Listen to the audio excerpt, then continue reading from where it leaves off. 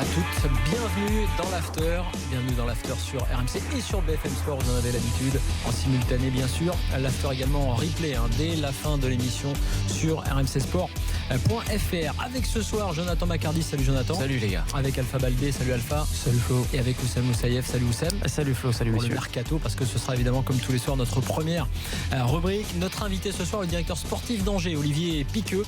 Il y a pas mal de choses à dire sur le mercato angevin. Et puis c'est aussi une cellule de recrutement qui marche bien. Les avis tranchés de l'after. Jonathan va nous parler de Giroud, Alpha va nous parler de Liverpool et moi je vais vous parler de Dani Alves au PSG, ou du moins de la rumeur. Notre tour de France des clubs, gros plan ce soir sur Saint-Etienne avec notre spécialiste Timothée Mémon, supporter stéphanois. Vous pouvez nous appeler au 32-16, tout ça plus le quiz et le je m'en fous pas, le 32-16 pour débattre avec nous. Vous n'oubliez pas le hashtag RMC Live. Mais on va filer tout de suite du côté de Wimbledon parce qu'il y a un match dantesque, un match énorme, incroyable, qui a débuté il y a maintenant plus de 3h30 je crois. Eric Salou est sur place. Salut Eric. Salut à tous. Entre Nadal et Muller bien sûr. Oui bien sûr, même 4h16 minutes, 4 heures, on voit pas le temps passer. 10 jeux partout entre les deux joueurs, entre Rafa Nadal et le luxembourgeois Gilles Muller, un gaucher qui pose, vous l'avez compris, des sacrés problèmes à Rafa Nadal. Miraculé, point d'interrogation, il a sauvé 4 balles de match, donc effectivement il est dans le dur, mais il s'accroche, les deux s'accrochent, c'est un spectacle merveilleux sur le court numéro 1, donc 10 jeux partout, c'est Muller qui est au service et on ne sait toujours pas où et quand va débuter le match entre Novak Djokovic et Adrian Manarino qui doit se dérouler selon le programme sur le court numéro 1. Sur le cours numéro 1, celui-là. Il peut débuter ailleurs. Non, ça se fait pas ça. Oui, il peut débuter sur le central qui est équipé d'un toit et des projecteurs. Mais visiblement le juge arbitre tarde à prendre la décision parce que c'est vrai que les possesseurs de tickets sur le 1 sur leur programme, c'est marqué 3 matchs. Pour l'instant ils n'en ont vu que 2. Mais quel match, je dis. Quel match. Ils ont pas été volés. Je pense qu'ils sont gavés là. On peut lancer le match sur le central pour qu'il se déroule dans de bonnes conditions. Mais bon, c'est le juge arbitre. Il y a des règles ici en Angleterre. Une chose est sûre, on ne pourra pas dépasser 23 heures sur le central, c'est la règle. C'est la règle également. La tradition, ça compte. Et toi, il est 1 heure de moins, on rappelle, donc chez toi, il est 20h. Et il y a 2 balles de 11 jeux à 10 pour Muller. Absolument, c'est fait. 11-10 Muller à l'instant. Très bien. Allez, on revient vers toi très vite, tout de suite, nous, notre Mercato Show.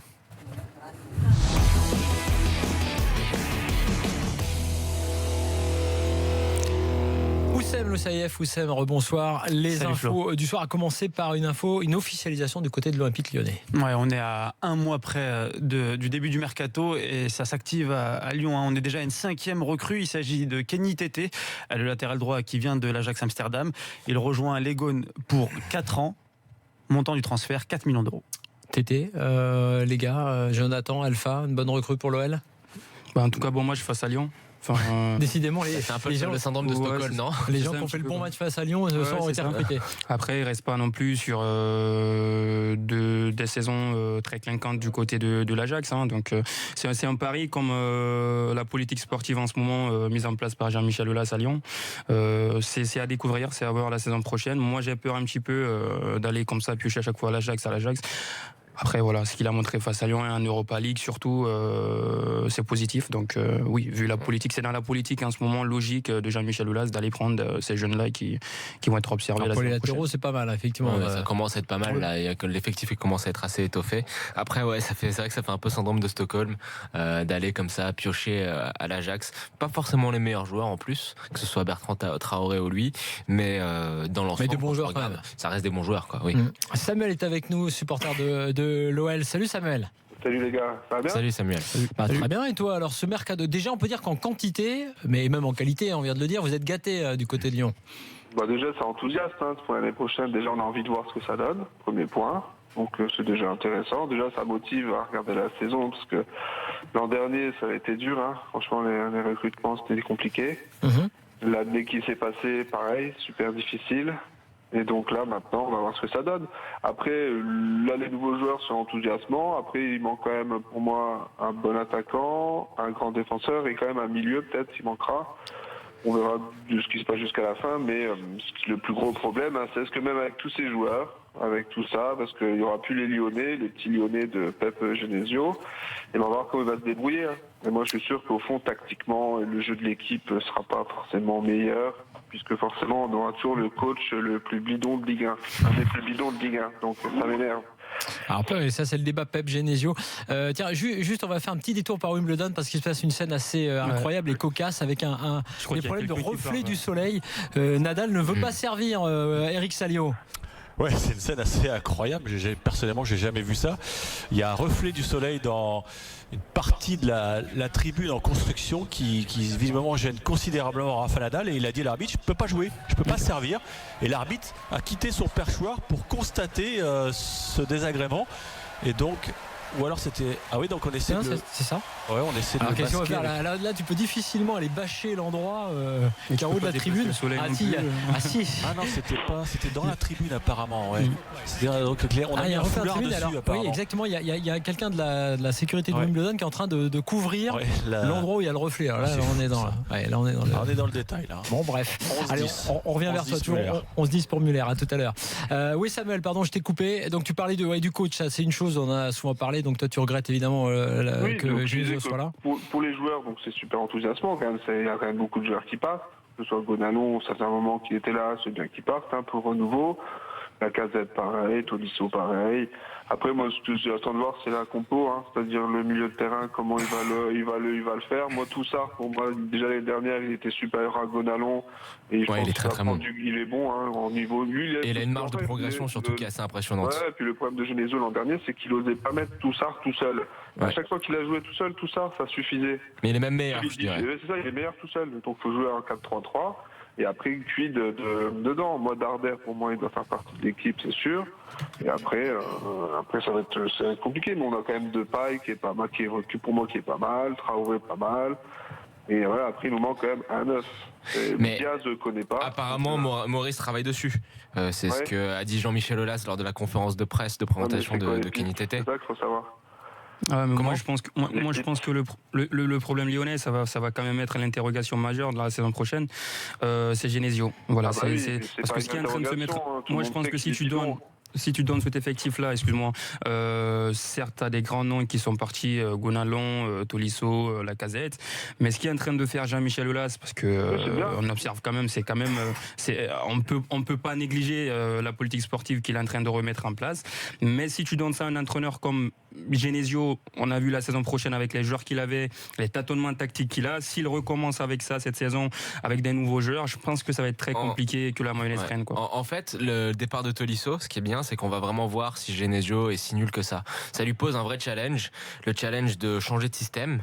Là, tu as toutes les étoiles qui sont alignées pour passer en 4-2-3-1, pour valoriser, mettre dans ses chaussons un joueur comme Darder. Tu sais que Touzard, il tient la route quand il est seul devant la défense. Tu as les joueurs offensifs qu'il faut, qui rentrent parfaitement dans ce système-là. On va voir ce qu'il va faire, s'il continue à persister avec son 4-3-3, de pas valoriser Fekir, de continuer à gâcher un peu beaucoup de joueurs. C'est là. Moi, j'attends de voir ses premières compos.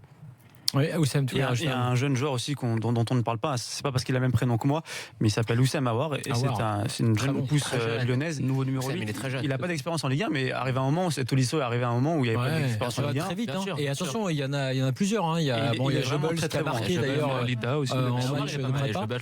Aouar, Jebels, j'ai le troisième. Il y a peut-être aussi une nouvelle d'Aouar. Alors je ne veux pas te dire de bêtises franchement, mais il doit être autour de la vingtaine, mais pas plus. Et donc voilà, c'est une nouvelle politique. On va chercher des joueurs, mais il y a quand même des joueurs au centre de formation qui vont faire jouer tout ça, quoi. Ça va être ça le pari. On remercie Samuel qui est avec nous, supporter de Lyon. Info Marseille qui est très actif, on le sait, sur le marché des transferts, qui est à la recherche de son buteur. Ouais, on sait que le dossier Mandanda est quasi bouclé, mais l'OM cherche son attaquant. On a parlé de Carlos Bacca du Milan AC, d'Olivier Giroud et aussi de Wilfried Bony, un temps convoitisé par Lille. Lille a lâché l'affaire selon nos informations, mais l'OM aussi doit faire face à la concurrence, celle de Fenerbahçe, qui s'est aussi positionné sur l'attaquant international ivoirien. Franchement, entre dans les trois noms avec Bacca et Giroud, c'est celui qui me convainc le moins, quoi. T'as la CAN déjà qui te l'enlève un mois. T'as le profil et la qualité technique, purement technique, qui est pour moi largement inférieure à celle de Bacca et d'Olivier Giroud. Ça reste quand même, pour moi, voilà, la différence avec Bafé Gomis, même si effectivement ils ont pas le même âge, ils ont pas la même marge de progression. J'ai du mal à la voir, quoi. Je pense que c'est un joueur qui a été en surchauffe une année en Angleterre et qui reste un très bon attaquant. Mais si tu te sépares de Gomis pour Wilfried Bony, il y a un saut de qualité évident, mais le saut de qualité, il est pas si important tant que ça. C'est peut-être effectivement des trois celui qui fait le moins rêver. Et puis Bonny a eu du mal parfois à s'imposer. Bonny, hein. Non, Bonny, c'est un très bon joueur. Faut Toi, voir tu connais aussi, bien Bonny. Oui, Bonny. Après, moi, je suis d'accord avec Jonathan. Comme ceux qui le pensent, c'est pas par corporatisme ou parce que je suis africain. Je pense que c'est pas le nom qu'il faut choisir parmi ces trois attaquants-là. Et c'est déjà sur le style de jeu. Voilà, le style de jeu que propose Bonny, c'est pas le même que propose Giroud. Et je pense que Marseille a besoin d'un buteur. Voilà, et de quelqu'un avec une présence dans la surface, capable de bien faire jouer ces joueurs de côté, voilà, capable de profiter au maximum de ses percussions sur le côté, des joueurs qui touchent la balle et des joueurs techniciens, il y en a pas mal dans cet effectif de Marseille. Donc je pense qu'il serait bien d'avoir un buteur, un finisseur et quelqu'un capable de faire monter en bloc, et ça pourrait être Giroud. Ouais, tenir le ballon dos au but et tout. Bonny, mais c'est pas mal après. Admettons que c'est celui qui vient, c'est un très bon attaquant. C'est quand même pas mal. Mais tu te dis, si tu as des opportunités sur d'autres attaquants, faut mieux foncer sur d'autres. Allez, on va revenir dans quelques instants avec Oussem, avec Jonathan, avec Alpha pour continuer à parler mercato, puis on ira du côté de Wimbledon. Il y a 11 jeux partout dans la 5e manche. Très beau match. Entre Nadal et Gilles Muller, et on se dirige donc vers un match, on est déjà dans un match un peu mythique. On n'est pas dans le plus long, hein, mais voilà, ça pourrait être incroyable. En tout cas, il y a toujours 11-11 et on vous tient au courant. On ira voir Eric Salio tout de suite après cette petite pause. À tout de suite dans l'after.